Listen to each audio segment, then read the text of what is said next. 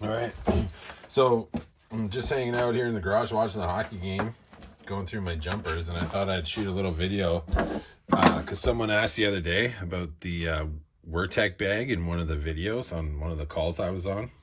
And it's our jumpers, right?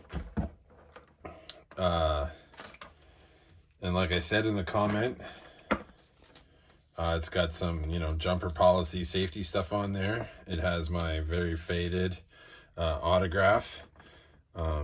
It's numbered W04733. It comes with 2 of these alligator clip ones, right?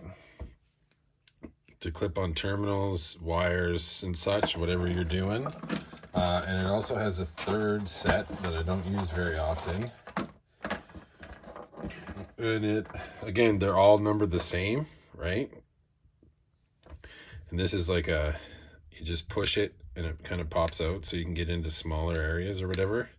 It's hard to keep these in tip-top shape without bending.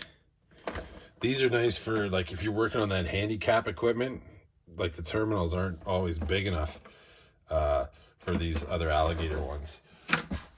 Now, why are they numbered alike with this caution jumper policy is because sometimes when I go on a service call, I need to move the elevator in not a normal running condition. There's an issue with the door lock somewhere, there's an issue with a switch somewhere or something, and testing it and moving it is not going to work under normal operation. That's where these come in. But the problem with these is that, you can jump out some or all of the safety equipment on the elevator, which puts it in a very dangerous situation.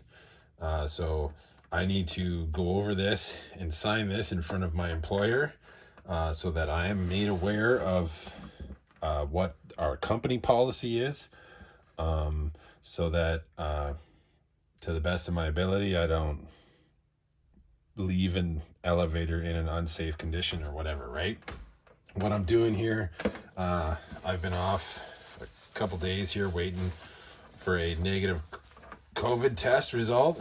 So I'm doing all kinds of tool maintenance, and I'm just cleaning these jumpers off. As you can see, they get super dirty just from wear, right? And one thing you should do, it's just like, I treat these like my meter leads. You should probably do it more than once a year, but you got to go over these and make sure there's no nicks in the insulation, stuff like that, right? And just make sure that, they're still in working order. Like this one here, on one of the armor videos, I actually ended up bending, like, see how it doesn't close properly anymore? And one of these 2 alligator ones, I was working with a coworker on the ship the other day, and I am suspect of maybe a solder joint in one of them.